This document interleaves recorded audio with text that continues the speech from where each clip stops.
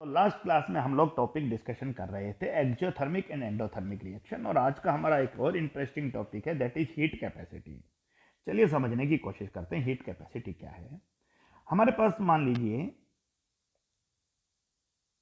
एक वाटर मौजूद है, और वाटर हमारे पास मौजूद है 90 ग्राम, और इस 90 ग्राम वाटर का टेम्परेचर है 25 डिग्री सेल्सियस, राइट। और इस टेम्परेचर को हम लोगों ने 25 डिग्री सेल्सियस से बढ़ाकर इस 90 ग्राम वाटर के टेम्परेचर को इंक्रीज करना है 30 डिग्री सेल्सियस। तो डेफिनेटली आप सबको पता है हीट की जरूरत पड़ेगी, हीट की, और heat is represented by a symbol Q. और मान लीजिए जिस हीट की जरूरत पड़ी उसे मैंने लिख दिया 500 joule heat is required, right. तो एक टर्म आएगा हीट कैपेसिटी। हीट कैपेसिटी किसी भी सब्सटेंस के टेम्परेचर को, कोई भी सब्सटेंस हो, कितना भी amount, heat capacity represented by C, कोई भी सब्सटेंस हो उसके टेम्परेचर को 1 डिग्री सेल्सियस राइज करना है, तो उसके लिए कितना हीट चाहिए, राइट। हीट रिक्वायर्ड, हीट की जरूरत है, किसके लिए हीट की जरूरत है, to raise the temperature, temperature को राइज करना है, raise the temperature to 1 degree Celsius, कितना, 1 डिग्री सेल्सियस। तो उसी हीट रिक्वायर्ड को हम लोग क्या कहते हैं, हीट कैपेसिटी कहते हैं। तो अब बताइए भाई, आप ये कहोगे कि 500 जूल हीट दोगे तो टेम्परेचर 5 डिग्री इंक्रीज होगा, तो 1 डिग्री इंक्रीज करने के लिए मैं लिखूं भाई कि टेम्परेचर को 5 डिग्री सेल्सियस इंक्रीज करने के लिए, 5 डिग्री सेल्सियस इंक्रीज करने के लिए हीट दिया 500 जूल, 1 डिग्री सेल्सियस इंक्रीज करने के लिए हीट दिया 500 upon 5। So this is called heat capacity. So आपको ये 500 जो है ये क्या है, और 5 है वो चेंज इन टेम्परेचर है। तो the formula of heat capacity C is equal to Q upon D. किसी भी सब्सटेंस के, चाहे उसका अमाउंट कितना भी हो, उसके टेम्परेचर को 1 डिग्री सेल्सियस राइज करने के लिए जो हीट चाहिए उसे कहा गया है हीट कैपेसिटी। अब इसी क्वेश्चन को थोड़ा सा और आगे लेके चलते हैं, and that is a new term is introduce, specific heat capacity. Specific heat capacity, and the specific heat capacity is the amount of heat required। अब फिर से वही कहानी कि हीट, कितनी हीट की जरूरत होगी आपको, जी हीट तो पहले ही जरूरत है, to raise the temperature, temperature raise करना है, raise the temperature, right, of 1 gram substance, 1 gram substance के टेम्परेचर को राइज करना है, और कितना राइज करना है, 1 डिग्री सेल्सियस। तो अब आप ध्यान से देखिए कि यही काम हमने पहले किया था, लेकिन ये सारा काम आपका 90 ग्राम वाटर के लिए हो रहा है। 90 ग्राम वाटर के लिए heat required 5 degree Celsius increase करना हो तो 500 जूल, 90 ग्राम वाटर का टेम्परेचर 1 डिग्री सेल्सियस इंक्रीज करना हो तो हीट 500/5। इसका मतलब ये हुआ कि 90 ग्राम वाटर के टेम्परेचर को 1 डिग्री सेल्सियस इंक्रीज करने के लिए जो हीट चाहिए उसका फॉर्मूला क्या हुआ, अपॉन डेल्टा टी था। लेकिन अगर 1 ग्राम वाटर के टेम्परेचर को बढ़ाना है तो 90 ग्राम वाटर के लिए जब इतना हीट चाहिए तो 1 ग्राम वाटर के लिए हीट करने के लिए 90 से डिवाइड कर दीजिए। सो it is, I again question, 90 gram water का टेम्परेचर 1 डिग्री सेल्सियस राइज करने के लिए हीट चाहिए 500/5। अब क्वेश्चन आता है 1 ग्राम वाटर के टेम्परेचर को 1 डिग्री सेल्सियस बढ़ाने के लिए जो हीट चाहिए वो 500/5 into 90। So it is called specific heat capacity C S. The 500 written is Q, the 5 written here is delta T, and the 90 is mass of the water. So this is the specific heat capacity, Cs is equal to Q upon delta T into M, right. तो आप यूं भी लिख सकते हो भाई, C S is equal to Q upon delta T is the heat capacity. We already used. So C upon M. M is the given mass of the substance. So specific heat capacity CS is heat capacity C and the given mass of the substance. आप इसको लिख सकते हो. और एक छोटा सा term और इंट्रोड्यूस हो रहा है, that is the molar heat capacity. Molar heat capacity. अब आपको नाम से अंदाजा हो गया होगा, हीट की जरूरत है, हीट रिक्वायर्ड किसके लिए जरूरत है, टू राइज टेम्परेचर, कितना 1 डिग्री सेल्सियस, लेकिन to raise temperature of 1 mole substance, पहले 1 ग्राम सब्सटेंस था, 1 मोल सब्सटेंस के टेम्परेचर को इंक्रीज करना है to 1 degree Celsius, that is called molar heat capacity. तो 3 छोटी छोटी टर्म आप सबके सामने आई. पहली चीज हीट कैपेसिटी, किसी भी सब्सटेंस के टेम्परेचर को 1 डिग्री सेल्सियस राइज करना है. So it is called heat capacity, that is Q upon delta T. The next term is specific heat capacity. 1 gram substance के टेम्परेचर को 1 डिग्री सेल्सियस राइज करना है. So Q is equal to M delta T. Point is clear or not. Q is equal to M delta T, जिसको आप लोग लिख सकते हो Q अपॉन डेल्टा T की जगह C भी लिख सकते हो. क्या लिख सकते हो, C upon M. This is the part. And now the molar heat capacity. समझिए, 2 मोल वाटर आपके पास मौजूद है और राइट, ठीक है, और इस 2 मोल वाटर के टेम्परेचर को, ये भी अब 2 मोल ही है, वाटर थोड़ी चेंज हो जाएगा, 2 मोल वाटर है, ठीक है, इसके टेम्परेचर को जब 500 जूल हीट दी तो इसका टेम्परेचर 25 डिग्री सेल्सियस से 30 डिग्री सेल्सियस हो गया. और मैं 2 को 5 कर देता हूँ, उससे कोई फर्क नहीं पड़ रहा है, बस वो पहले वाला क्वेश्चन ही बन जाएगा. 5 मोल और 5 मोल कैसे बन जाएगा, क्योंकि आप सबको पता है, अभी मैंने एक क्वेश्चन लिखा था, जिस क्वेश्चन में मैंने लिखा था 90 ग्राम वाटर, और आपको पता है 90 ग्राम वाटर के अंदर मोल, अरे भाई given mass upon molar mass 90/18, 5 मोल ही है, राइट. तो मैंने उसी क्वेश्चन को बना दिया. अभी 90 ग्राम वाटर है, तो मैं अभी फिलहाल वाटर को मिटा देता हूं, लेकिन ये वही क्वेश्चन बन गया है 25. सो अब बात आता है भाई, 5 मोल सब्सटेंस के टेम्परेचर को, 5 मोल वाटर के टेम्परेचर को 5 डिग्री सेल्सियस बढ़ाने के लिए जो हीट चाहिए आपको जी 500 जूल है. फिर क्वेश्चन आया, 5 मोल वाटर के टेम्परेचर को 1 डिग्री सेल्सियस बढ़ाने के लिए जो हीट चाहिए आपको जी 500/5. फिर बात आया, 1 मोल वाटर के टेम्परेचर को 1 डिग्री सेल्सियस राइज करने के लिए जो हीट चाहिए आपको जी 500 अपॉन जो है वो आपका फिर से 5 हो गया. सो जो मोलर हीट कैपेसिटी CM, दो 500 joule is Q, the 5 is delta T and it is N. So the Q upon delta T is equal to C. So CM is equal to C upon N. You should write as C upon N. कोई भी doubt आप लोगों को नहीं होना चाहिए कि आखिर CM को आपने क्या लिखा है, C upon N लिखा है. So point is clear.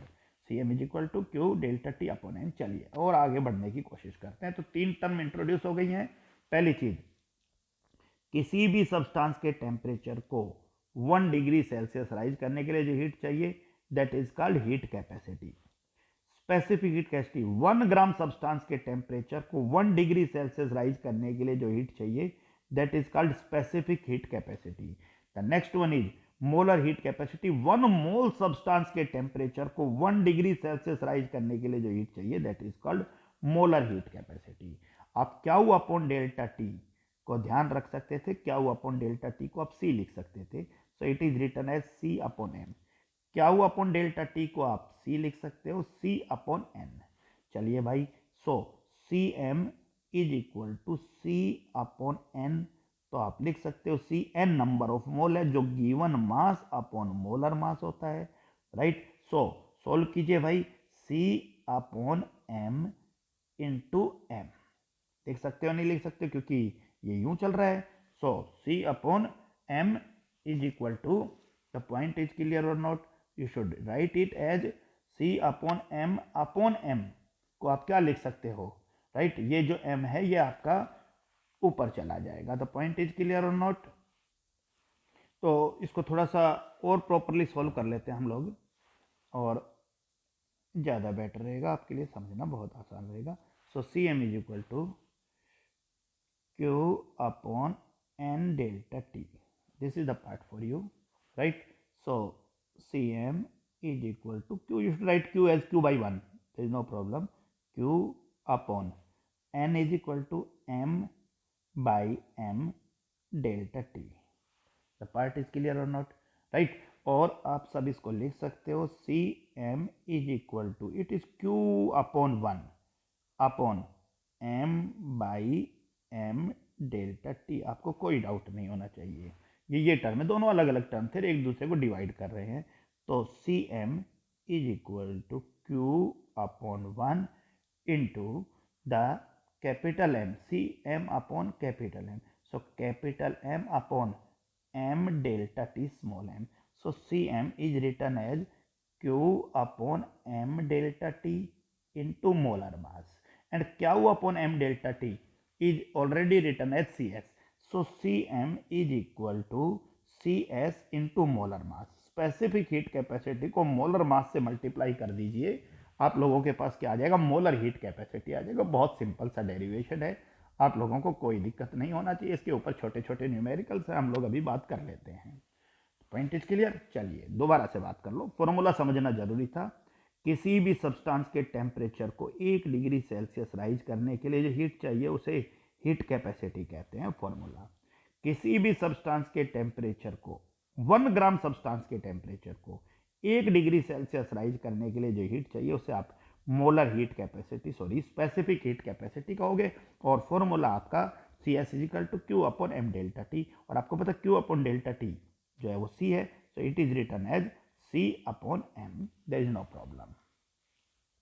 चलिए भाई आगे बात करते हैं कि C that is M molar heat capacity. So 1 mole substance N delta T, right. और उसी को हम लोगों ने सोल्व किया था. और क्या सोल्व किया था, थोड़ा सा प्रॉपर लिख लिया था. Q is equal to Q by N और M is equal to M upon M delta T. So it is written as Q upon 1 into capital M upon M delta T. You should write as Q upon M delta T into M, and Q upon M delta T is equal to CS into M. So this is the formula for you, right? तो इस तरह से आप लोग question को solve करोगे. चलिए आपको छोटे छोटे न्यूमेरिकल्स को सॉल्व करने की कोशिश करते हैं, राइट. तो चलिए बहुत छोटे छोटे क्वेश्चन हैं, उनको सॉल्व करने की कोशिश करते हैं. मेरे पास एक क्वेश्चन है कि एक स्विमिंग पूल कंटेंस, एक स्विमिंग पूल है और उस स्विमिंग पूल के अंदर 1 into 10 raise to power 5 litre water है. इतना वाटर है, राइट. आप लोग ध्यान रखिए 1 into 10 raise to power. So this is water for you, right. And how much energy in joule is required, कितनी एनर्जी जूल में जरूरत पड़ेगी to raise the temperature of water from 20 degree Celsius. इसके water का temperature raise करना है 20 degree Celsius से 25 degree Celsius rise करना है. यानी ये वाटर है और इस वाटर के टेम्परेचर को, और वाटर का क्वांटिटी 10 की पावर 5 लीटर है. टेम्परेचर बढ़ाना है 25 डिग्री सेल्सियस, राइट. कितने हीट का जरूरत पड़ेगा. सो क्या is to be asked, this is part. And specific heat capacity of water is given. The specific heat capacity of water is given for you 4.184. ये most of the question में आप लोगों को given मिलेगी. Joule पर degree Celsius पर ग्राम, पर degree Celsius पर ग्राम. यूनिट के ऊपर आप बात दोबारा से कर सकते हो. Specific heat capacity is equal to Q upon delta T. So you should write as Q heat है joule and per degree Celsius. So C S is equal to Q upon M delta T. So Q is equal to joule, M per gram, delta T per degree Celsius. So per degree Celsius पर ग्राम लिख सकते थे, या फिर आप ऐसे लिख दो और ये पर को हटा दो, ये दोनों नीचे चले जाएंगे. इसी तरह से molar heat capacity is equal to Q upon N delta T. So you should Q is equal to joule, right, और N mole per mole, right, और per degree Celsius. So per degree Celsius, this is the part. तो ध्यान रखना, क्योंकि ये degree Celsius पे चल रहा है, 1 डिग्री सेल्सियस, इसलिए इसको केल्विन में नहीं बदलना है, तो ये भी आपको पता होना चाहिए। चलिए वापस उसी क्वेश्चन पे आ जाते हैं। हम लोग किस पे बात कर रहे थे? तो क्योंकि हम लोगों को स्पेसिफिक हीट कैपेसिटी का फॉर्मूला पता है, और specific heat capacity is equal to C S is equal to Q upon M delta T. So the point is very clear for you. Specific heat capacity is given. क्या is to be asked? Mass of the substance निकाल लेंगे, volume given है, pure water की density 1 gram per millilitre होती है, change in temperature 5 degree. So Q is equal to be asked, right, the mass 10 raised to power 5 litre is equal to 10 raised to power 8 millilitre, और 1 millilitre 1 ग्राम के बराबर होता है, क्योंकि pure water की जो डेंसिटी है वो 1 ग्राम पर मिलीलीटर होती है भाई। सो 10 raised to power 8 gram, this is the part, right? Change in temperature delta T is equal to 25 degree Celsius minus 20 degree Celsius, that is 5 degree Celsius. So specific heat capacity का formula क्या हो, upon m delta T value put कर दीजिए, आपके पास specific heat capacity आ जाएगा। बहुत आसान सा क्वेश्चन था। चलिए आगे बढ़ते हैं। One more question, calculate the energy needed to raise the temperature of 10 gram iron. हमारे पास आयरन है, और कितना आयरन है? 10 ग्राम आयरन है। Calculate the energy needed to raise the temperature of 10 gram iron. 10 gram iron के temperature को raise करना है, ठीक है भाई। ओके, उसके लिए कितना हीट चाहिए, कितना राइज किया गया है? 25 डिग्री सेल्सियस से 250 डिग्री सेल्सियस राइज किया गया है, और specific heat capacity of iron is given, that is 0.45 joule per degree Celsius, right, and per gram. This is the part.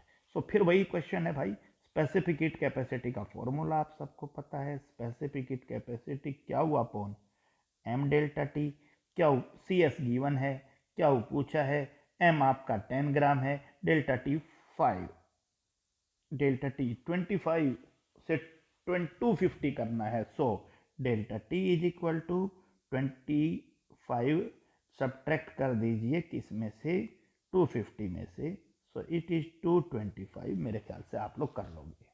चलिए अभी इसी क्वेश्चन में क्वेश्चन और पूछ लिया, what mass of copper can be heated through the same temperature difference. What, कितना mass copper, तो आपको एम ग्राम कॉपर। ओके, कितना कॉपर को हीट करना है?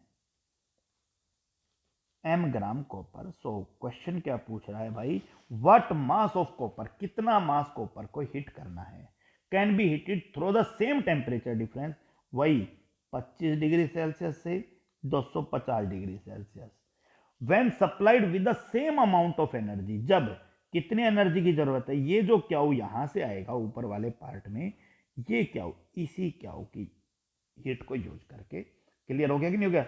Same amount of difference. और कॉपर की स्पेसिफिक हीट कैपेसिटी फिर से गिवन है, 0.385 जूल पर डिग्री सेल्सियस पर ग्राम। सो फिर से वही क्वेश्चन भाई, C S is equal to Q upon M delta T. C S given है, हीट वही जो ऊपर वाले क्वेश्चन में यूज हुआ, इस बार कितने मास ऑफ कॉपर है, और डेल्टा टी फिर से वही 225। अब बहुत इजी क्वेश्चन है आपके सामने। चलिए one more question, that is calculate the heat that must be supplied to rise the temperature of 2 kilogram water. 2 kilogram water for is given for you, 2 kilogram water, मैं इसको 2000 ग्राम ही लिख देता हूं, 2000 ग्राम वाटर इसको हीट करना है, और इसके टेम्परेचर को बढ़ाना है। कितना वाटर है? 2000 ग्राम। इसके टेम्परेचर को बढ़ाना है 25 degree Celsius to its boiling point. 25 degree Celsius to its boiling point, so definitely 100 degree Celsius. So कितनी हीट की जरूरत होगी, क्या वो आपसे पूछा है। सो आप लोगों को पता है भाई, फिर से वही, और स्पेसिफिक हीट कैपेसिटी फिर से वाटर की गिवन है इस रेंज के अंदर 4.184, वही सेम यूनिट है। सो आप सबको फिर formula C S is equal to Q upon M delta T. So C S आपको पता है, गिवन है, Q आपसे पूछा है, ओके, M गिवन है 2000 ग्राम, डेल्टा T आपके पास गिवन है। तो ये आपको पता होना चाहिए, डेल्टा T यहाँ 75 डिग्री सेल्सियस है। इसी क्वेश्चन में एक चीज पूछा है, how long will a 2 kilowatt heater run, will a 2 kilowatt इस पावर का हीटर रन करेगा, take to supply this energy, यानी ऊपर वाले 2 किलोग्राम पानी, 2000 ग्राम पानी को 25 से और उसके बॉइलिंग पॉइंट तक पहुंचाने के लिए ये हीटर कितना टाइम लेगा, 2 किलोग्राम। ठीक, समझ में आ गया नहीं आ गया, कितना समय लेगा। अब आप सबको पता है भाई 2 kilowatt, it is 2000 watt. Can I write 2 kilowatt is equal to 2000 watt, and 2000 watt is equal to 2000 joule पर सेकेंड। आप लोग फिजिक्स में बहुत अच्छे से पढ़ चुके हो, यानी एक सेकेंड में ये हीटर 2000 जूल हीट रिलीज करता है। आपको ये देखना है कि इतनी हीट के लिए कितना समय रन करेगा। तो आप लोगों को पता है भाई, क्वेश्चन है कि 2000 जूल हीट के लिए आपको हीटर रन करना है 1 second. Clear or not? Point is clear or not? 2000 joule के लिए आपको हीटर रन करना है 1 सेकेंड। 1 जूल के लिए आप लोगों को हीटर रन करना है 1/2000 सेकेंड। और कितनी हीट आपको चाहिए, जो यहां इस क्वेश्चन में जो हीट आएगी Q, मैं फिर से प्रॉपरली मेंशन कर देता हूं, यहां पर जो हीट आएगी इस Q के लिए आप लोगों को कितना रन करना पड़ेगा, सो 1/2000 इंटू Q। ये आपके लिए क्वेश्चन है, मेरे ख्याल से ये भी काफ़ी आसान क्वेश्चन है। तो और बहुत अच्छा क्वेश्चन है, धीरे धीरे आप लोग जब इन क्वेश्चंस को सॉल्व करोगे तो आप लोग पाओगे कि सर क्वेश्चंस काफ़ी आसान है। और देखिए एक दो question, calculate the number of kilojoule necessary to raise the temperature of 60 gram aluminium. चलिए भाई, इस बार हमारे पास 60 ग्राम है, क्या है, एल्यूमिनियम है, ठीक है। उसके टेम्परेचर को बढ़ाना है, और बढ़ाना है 35 डिग्री सेल्सियस से 55 डिग्री सेल्सियस तक। वही 60 gram aluminium, 60 gram aluminium, temperature बढ़ाना है 35 टू 60 डिग्री सेल्सियस। इस बार क्यों पूछा है, और मोलर हीट कैपेसिटी गिवन है Cm, जो एल्यूमिनियम की 24 जूल पर mole, right, and per degree Celsius. This is the given for you, per mole per degree Celsius, this is given। चलिए भाई, अब क्वेश्चन आ जाता है आपका कि क्या करिएगा। सो मोलर हीट कैपेसिटी का फॉर्मूला आप सबको पता है, या तो Q upon N delta T use कर लीजिए, बहुत आसान सा क्वेश्चन है। Cm आपके पास गिवन है, Q आपसे पूछा है, N निकाल लीजिए, number of mole given mass upon molar mass. तो यहाँ एलिमेंट एटम है, समझ में आ गया, तो एटॉमिक मास है। और डेल्टा टी आपको पता है 35 और 60 का difference, that is 25 degree Celsius. मेरे ख्याल से इस क्वेश्चन को सॉल्व कर लोगे। क्लियर हो गया कि नहीं हो गया? So Q is equal to Cm into N into delta T. So N is equal to, clear हो गया, सो कितना आपका 60 ग्राम एल्यूमिनियम था, तो 60 ग्राम एल्यूमिनियम से आप लोग क्या कर लोगे भाई, क्वेश्चन को सॉल्व कर लोगे, नहीं कर लोगे, नंबर ऑफ मोल्स निकाल लोगे। Hopefully the point is clear or not? कैसे आएगा भाई, बोलिए। एल्यूमिनियम के टेम्परेचर को molar heat capacity, so molar heat capacity is Cm is 24, the point is clear or not? N is equal to 60/27, 60/27, the point is clear, and delta T is, that is 35 to 60 degree Celsius. 35 to 60 degree Celsius के लिए आपको क्या करना है कि 25 degree Celsius. तो मेरे ख्याल से क्वेश्चन आपका क्लियर है भाई, कर लोगे नहीं कर लोगे, बहुत आसान सा। इस तरह के क्वेश्चंस मैं आप लोगों को और भेज दूंगा, इसका आप लोगों को PDF जो है वो प्रोवाइड करा दिया जाएगा, ठीक है। लिंक आप लोगों के पास मैं भेज दूंगा, ठीक है। आप लोग YouTube के ऊपर लिंक देख लीजिएगा और वहीं से आप लोग PDF ले लीजिएगा और क्वेश्चन को सॉल्व करना, ठीक है। इसके बाद हम नए टॉपिक्स पे बात करेंगे। That's all for today.